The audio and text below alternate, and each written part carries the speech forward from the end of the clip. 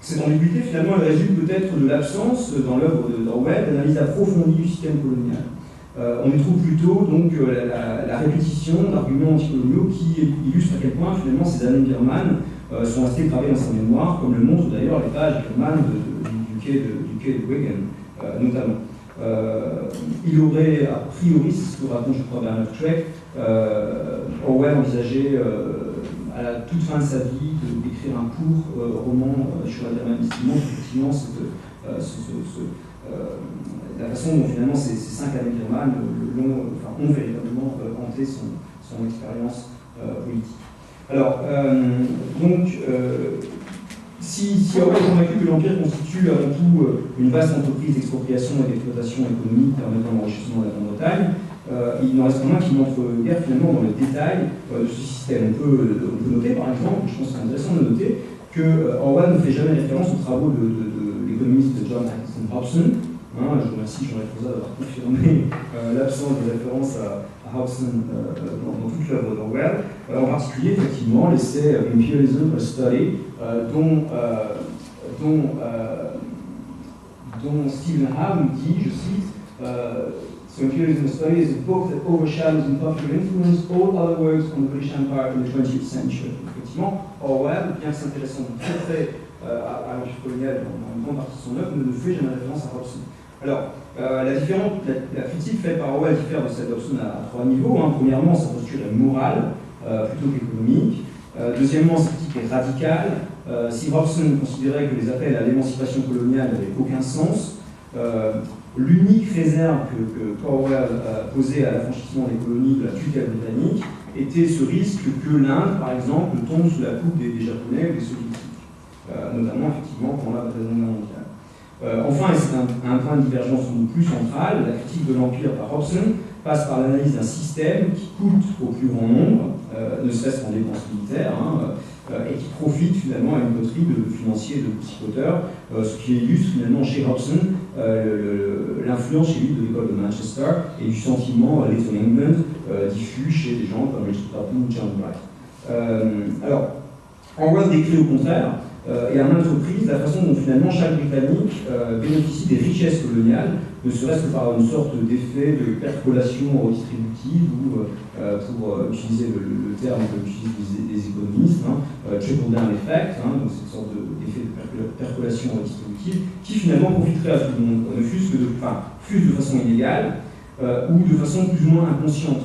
Alors sur ce dernier point, donc dans The Road to Wigan Pier, Orwell évoque ce que je crois John Husinger appelle cette culture de consolation qui rend finalement la vie des ouvriers moins pénible et d'ailleurs permet finalement d'écarter et de retarder la révolution prolétarienne en présentant finalement cette culture de consolation qui présente finalement un équivalent moderne du pain et des jeux. Donc on a fish and chips, mais aussi cinéma, radio, chocolat, thé, Paris sur le match de football. Alors on peut noter au passage que effectivement, un certain nombre de ces éléments de cette culture de consolation sont d'origine directement coloniale, si on pense au chocolat, par exemple.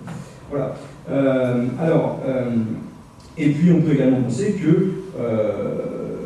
constamment exploité par le cinéma et la radio, cet empire colonial apporte rêve, exotisme, fierté nationale pour la britannique, surtout dans le contexte de la crise des années 30. Alors,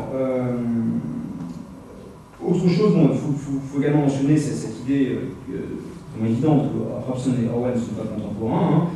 Hobson publie Imperialism à la fin de la guerre des Boers, quand un chauvinisme diffus, le jingoism, le terme de jingoism en anglais d'ailleurs devient extrêmement régulièrement utilisé au moment de la guerre des Boers, il y a des guerres utilisées avant, même si date, son entrée en anglais date du milieu des années 70, une chanson.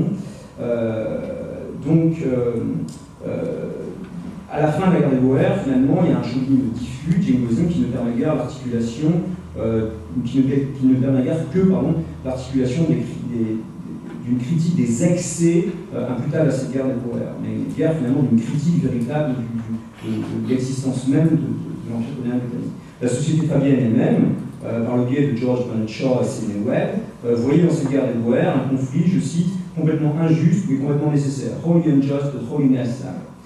Orwell, au contraire, publie une histoire birmane à un moment où, depuis 1918, différentes voix anticoloniales se sont fait entendre, de Henry Heinemann, appelant à, alors la citation est en français, l'abandon total de cette politique fallacieuse qu'on appelle impérialisme, à Leonard Woolf, d'autres personnes également, Leonard Barnes, Rajani Palmer Dutt, dont je dois citer un petit aphorisme qui est intéressant, qui est On Britain's colonies, the sun never sets, but the blood never dries. Donc, effectivement, finalement, le travestissement de la fameuse An Empire where the sun never sets. Alors, Leonard et Virginia Woolf créèrent d'ailleurs en 1917 la maison d'édition Hogarth Press qui devait publier un certain nombre d'essais anticoloniaux dans les années 30. On notera également que Orwell lui-même a activement contribué à la prise de conscience de ce que l'Empire britannique en tant que système ne peut reposer que sur l'arbitraire et la dominance. Ainsi, donc, W. Roger Lewis note dans le tome 5 de The Oxford History of the British Empire que deux romanciers, George Orwell et puis Ian Foster avec La Route des Indes, contribuèrent activement à insuffler un esprit anticolonial à l'entre-deux-guerres, au moins, pourrait-on ajouter, au sein de différents cercles intellectuels. Alors, plus connu, bien sûr, le Bloomsbury Group, pour lequel, d'ailleurs, Orwell est sans doute garde de sympathie, compte tenu de différents aspects qu'on n'a peut-être pas le temps de développer ici, et sans doute certains d'entre vous être au courant de tout cela. Alors, juste un point très rapide sur Orwell et l'opinion publique britannique, même si en l'occurrence ça constitue le gros de l'article en question. Je vais essayer de ne pas dépasser.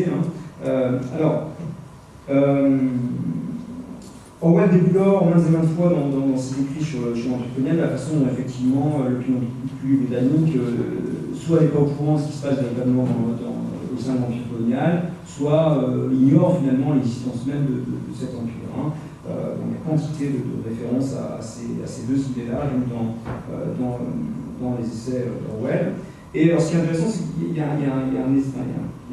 texte qui me semble crucial s'agissant de cette question-là, qui est Boys Weeklies, qui décrit finalement une sorte de conspiration qu'on appellerait aujourd'hui médiatique, visant à escamoter les enjeux internationaux du moment, dont un certain nombre sont des enjeux coloniaux. Dans Boys Weeklies, il raconte très bien la façon dont finalement ce sont ce qui est décrit finalement dans ces Boys Weeklies, dans ces magazines pour garçons, c'est effectivement un glorieux empire colonial britannique où